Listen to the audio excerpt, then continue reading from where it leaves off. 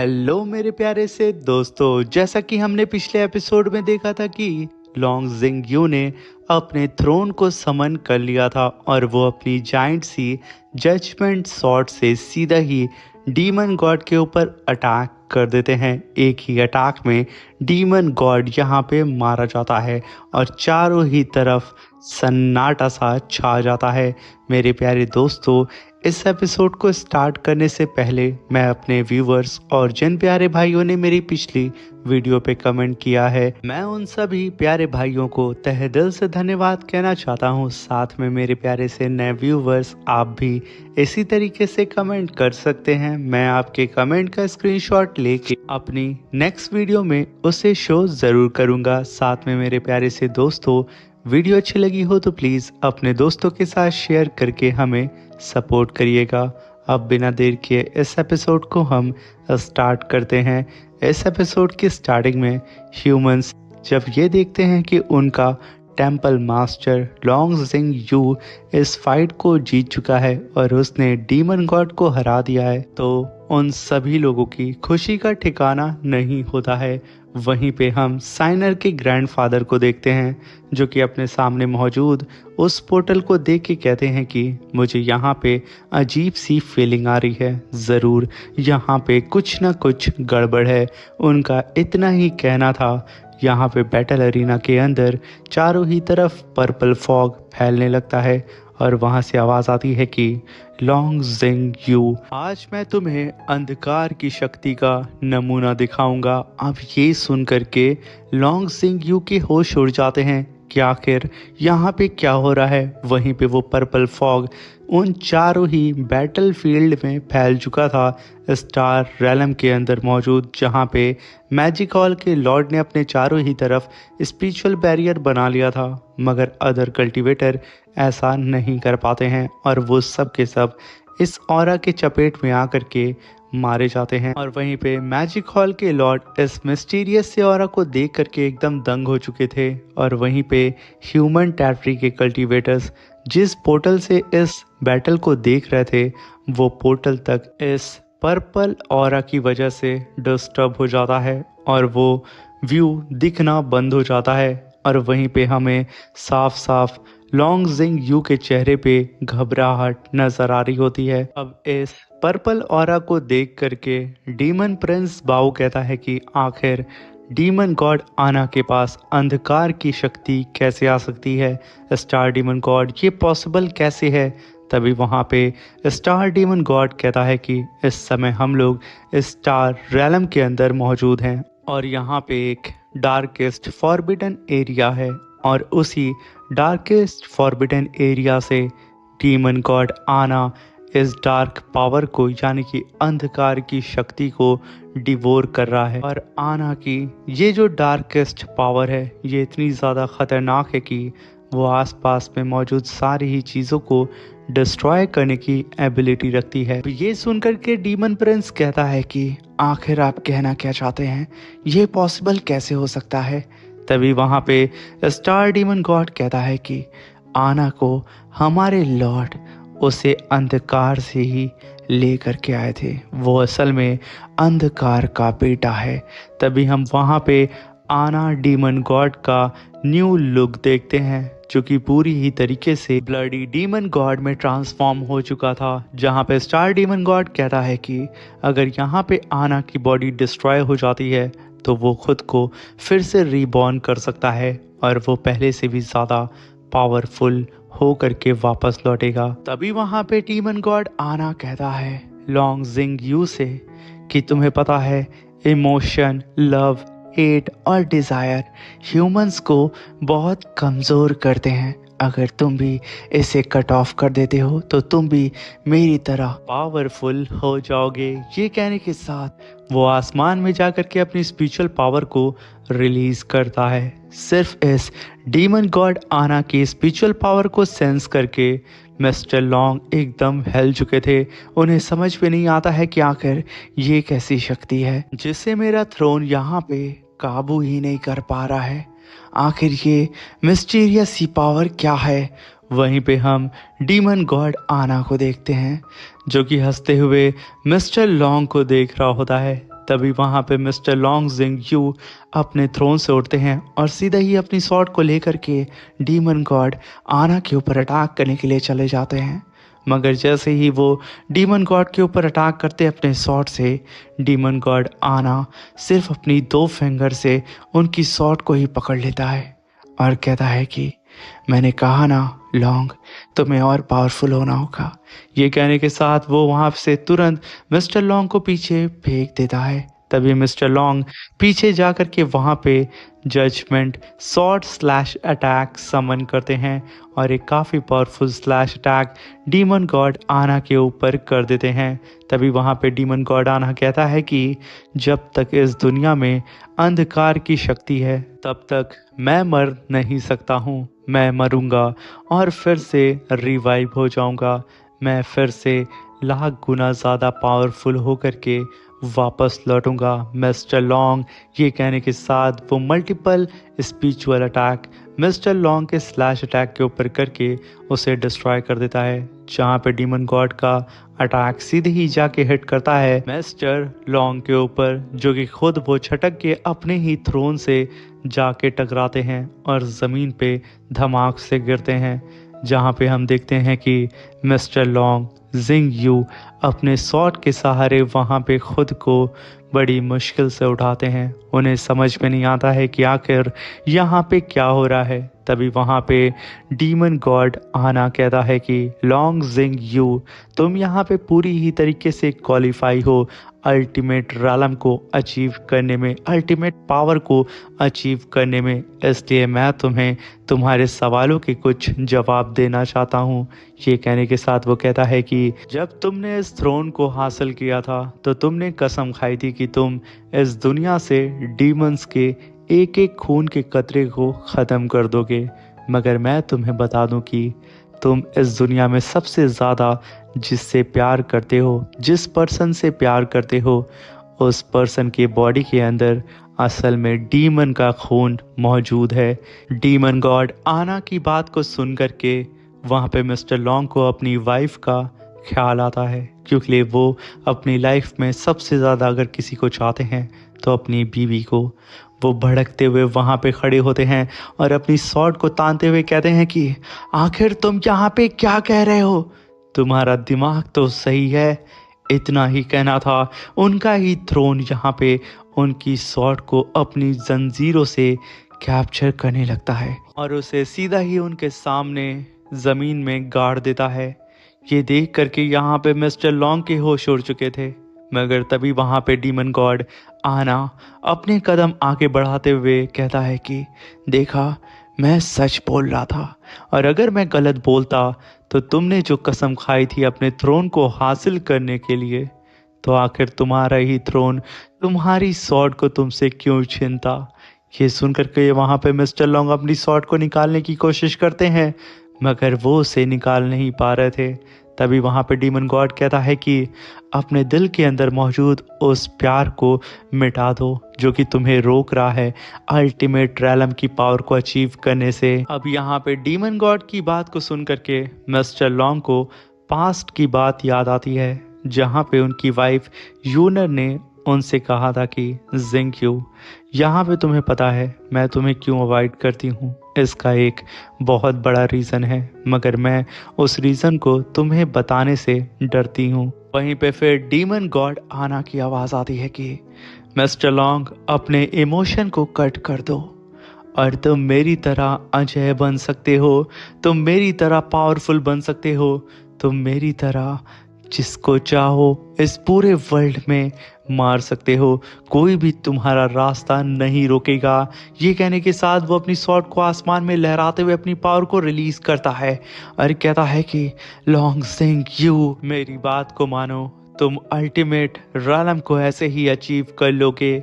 वहीं पे mister long अभी अपने वाइफ की बातों को याद कर रहे थे, जहाँ पे वो अपनी फैमिली के साथ डिनर कर रहे होते हैं और वहीं पे उनकी वाइफ ने उनसे कहा था कि एक ना एक दिन जो सच है वो बाहर आ जाएगा और मुझे डर है कि उस दिन शायद मैं, हाउ चैन, तुम्हारी ज़िंदगी का सबसे बड़ा कांटा बन जाएंगे या फिर सबसे बड़ी रुकावट, जो कि मैं नहीं चाहती हूँ। और यही एक और रीज़न है तुमसे दूर रहने का। ये कहते हुए वो एकदम उदास होकर के उनके कंधे पे सर रख के बैठ जाती हैं। वहीं पे डीमन गॉड कहता है कि तो आखिर तुमने यहाँ पे क्या डिसाइड किया, राइट पाथ पे चलने वाले मेरे ग्रेट नाइट। ये कहने के साथ वो अपने कदम धीरे धीरे करके मिस्टर लॉन्ग की तरफ बढ़ाने लगता है। वहीं पे मिस्टर लॉन्ग अब एकदम टूट चुके थे, उन्हें कुछ समझ में नहीं आता है। वो अपने घुटनों के बल अपनी शॉट को आके पकड़ लेते हैं और उसे कस के ग्रैब करते हुए अपने उस पल को याद करते हैं जब फर्स्ट टाइम उन्होंने इस थ्रोन को हासिल करने के लिए कसम खाई थी। और वो उस कसम को याद करते हैं कि मैं इस पूरी दुनिया में डीमंस के एक एक बूंद के खून को ख़त्म कर दूंगा और मैं उन सभी डीमंस को अपने इस होली डीमन कॉन्टिनेंट से मिटा दूंगा। ये याद करके वो एकदम घबरा जाते हैं और अपनी शॉट को और तेज़ी से पकड़ते हुए वहीं पे बैठने लगते हैं। और वहीं पे उनके सामने डीमन गॉड आना अपने कदम को उनकी तरफ बढ़ाए जा रहा था। वहीं पे मिस्टर लॉन्ग फिर से पास्ट की बात को याद करते हैं जहां पे उन्होंने अपनी वाइफ से कहा था कि यूनर, तुम्हारा पास्ट में जो भी सच था मुझे उसे नहीं जानना है, मुझे उस बात को नहीं जानना है जिसकी वजह से हमारे बीच में दरार आए। तुम और हाउचेन हमेशा सदा मेरे दिल में रहोगे। ये बात याद करके वो एक गहरी सी सांस लेते हैं और उस सांस को छोड़ते हुए मुस्कुराते हैं। अब ये देख करके डीमन गॉड आना कहता है कि बेवकूफ़, आखिर तुम यहाँ पे क्या सोच रहे हो।